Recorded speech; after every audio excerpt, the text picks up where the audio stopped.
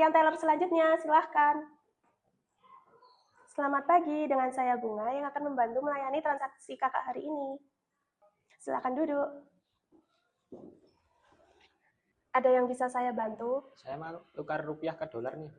Dengan kakak siapa? Hafid. Hafiz. Oh baik, Kak Hafiz. Mau tukar berapa? 300 saja, Mbak, buat kebutuhan. Baik, kurs dolar hari ini 18.000 per dolar, Kak. Jadi 300.000 rupiah dapat sekitar 16 dolar lebih sedikit.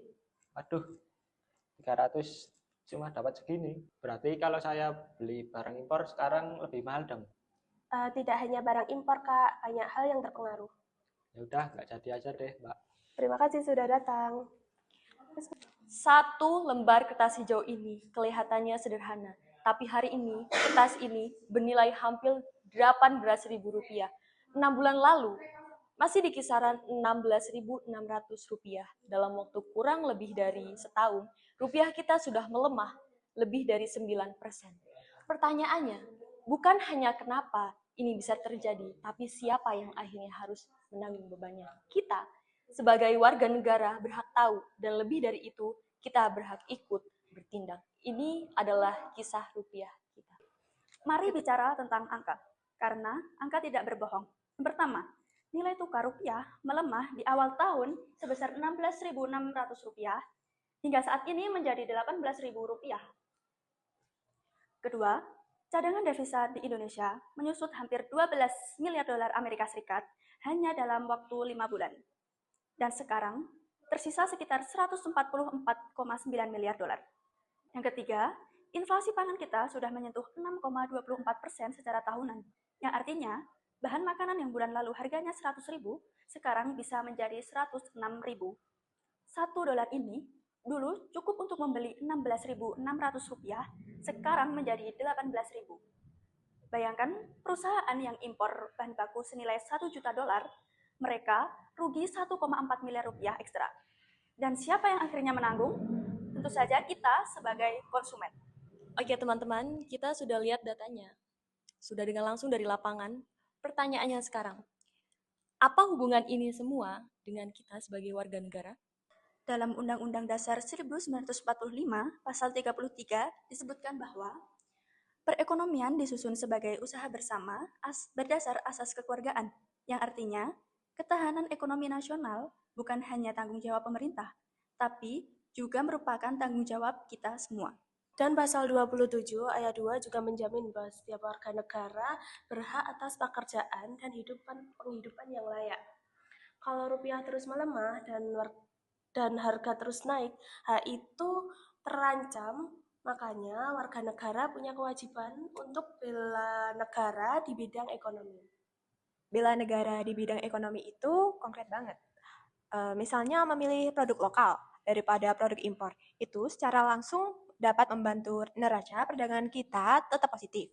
Nah, kita sebagai mahasiswa, peran kita juga penting. Krisis terhadap kebijakan, penyebaran literasi ekonomi, dan tidak apatis terhadap isu saat ini. Lalu apa yang bisa kita lakukan? Kita mulai dari yang paling dekat, diri kita sendiri. 1. Kurangi konsumsi produk impor yang bisa digantikan produk lokal. 2. Kalau punya tabungan, pertimbangkan instrumen yang melindungi dari inflasi, seperti reksadana pasar, uang, atau surat berharga negara retail. 3. Jangan panik memberi dolar. Itu justru memperparah pelemahan rupiah. Di tingkat komunitas, seperti belanja di pasar tradisional atau UMKM lokal, setiap rupiah yang kita belanjakan ke produk dalam negeri, itu merupakan kontribusi yang nyata. Di tingkat kebijakan, kita bisa mendorong pemerintah lewat jalur demokrasi, mendukung hilirisasi industri, diversifikasi ekspor, dan penguatan cadangan devisa. Ini bukan tentang membenci dolar, ini tentang mencintai rupiah, dan mencintai rupiah adalah mencintai kedaulatan ekonomi bangsa kita sendiri. Rupiah memang sedang di ujung tanduk. Tapi ujung tanduk bukan berarti ujung jalan. Sejarah mencatat, Indonesia pernah melewati krisis pada tahun 1998, 2008, dan pandemi 2020. Dan kita bangkit setiap kali. Yang membedakan adalah seberapa cepat kita sadar, seberapa kompak kita bertindak, dan seberapa kuat kita menjaga kedaulatan kita bersama-sama. Karena pada akhirnya nilai sebuah mata uang tidak hanya ditentukan oleh pasar modal di Wall Street, tapi juga oleh kepercayaan, kerja keras, dan solidaritas 280 juta warga negara Indonesia termasuk kita. Nah, sekarang kita perlu tahu kenapa rupiah bisa jatuh separah ini. Ada 3 penyebab utamanya yang perlu kita pahami. Yang pertama, dari luar negeri, kebijakannya The Fed, Bank Sentral Asia Amerika Serikat, mereka mempertahankan suku bangsa tinggi dan memberi sinyal akan menaikkannya lagi. Akibatnya, investor global menarik dananya dari Indonesia dan memindahkan ke aset dolar. Modal keluar, rupiah melemah. Yang kedua, yaitu geopolitik. Ketegangan di Timur Tengah membuat pasar keuangan global tidak nyaman. Saat ada ketidakpastian, investor cari aset yang paling aman, dan dolar Amerika Serikat selalu jadi pilihan utamanya. Yang ketiga, dari dalam negeri, surplus neraca perdagangan kita menyusut drastis. Pada Maret 2026, surplus kita masih 3,3 miliar dolar. Pada April 2026, tiba-tiba cuma 80 juta dolar.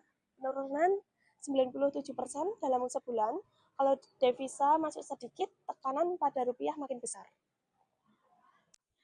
Oke teman-teman, sore ini kita sedang berada di toko kelontong Warung Ijo. Oke, selamat sore Ibu. Sore. Izin bertanya. Nah, ini untuk akhir-akhir ini, apakah bahan baku atau barang-barang yang ada di toko ini ada kenaikan harga atau ada peningkatan di harga gitu? Iya, semuanya. Mayoritas naik semua. Biasanya itu yang paling signifikan atau yang paling mentereng itu di barang apa gitu? Bahan pokok. Seperti terigu, telur, Iya, dan sebagainya. Tapi kalau telur ini turun. Oh, turun. Turun. Oh, Tapi iya. kalau tepung, beras, gula, itu ada kenaikan. Oh, iya. Terima kasih. Nah, teman-teman, apa yang barusan kita dengar itu bukan sebuah kebetulan, tetapi Indonesia masih sangat bergantung pada bahan baku impor. Gandum untuk tahu, tempe, dan mie instan, kedelai, gula. Saat rupiah melemah, harga semua bahan impor itu otomatis naik. Dan meskipun BBM bersubsidi belum naik, BBM non subsidi sudah naik. Itu langsung menaikkan ongkos logistik yang ujungnya harga barang di warung dan pasar ikut naik, meskipun sayurannya ditanam diri sendiri. Dan yang paling terpukul itu adalah rumah tangga yang berpenghasilan rendah karena ketika harga pangan naik, yang dikorbankan adalah tabungan kesehatan atau biaya pendidikan anak. Sudah merasakan sesuatu yang berbeda beberapa bulan terakhir. Data Bank Indonesia mencatat awal Januari 2026, nilai tukar rupiah masih di kisaran 16.600 per dolar Amerika Serikat. Tapi pada tanggal 8 Juni 2026, rupiah sempat jatuh ke level terendah sepanjang sejarah, yaitu sebesar 18.000 per dolar. Itu pelemah lebih dari 1.500.000 rupiah per dolar hanya dalam 6 bulan. Bank Indonesia sudah merespon dengan menaikkan suku bunga acuan 2 kali total 100 basis poin sejak Mei 2026 menjadi 5,75%. Tapi tekanan terhadap rupiah belum mereda. Mengapa? Dan apa artinya ini bagi kehidupan kita sehari-hari? Kami dari kelompok 3 dengan saya sendiri Desi Maharani Irilda dengan NIM 143 dan rekan-rekan saya. Saya Hafid Abdurrahman dengan NIM 140. Saya Ardiliana Paviola dengan NIM 158. Saya Bu Rizka Sri Rahma dengan NIM 128. Saya dengan Asria Aifarunisa dengan NIM 132. Mempersembahkan video yang bertema rupiah melemah, dolar menguat sebagai bentuk pemenuhan tugas ulangan akhir semester mata kuliah kewarganegaraan. Terima kasih sudah menyaksikan dan kami pamit undur diri.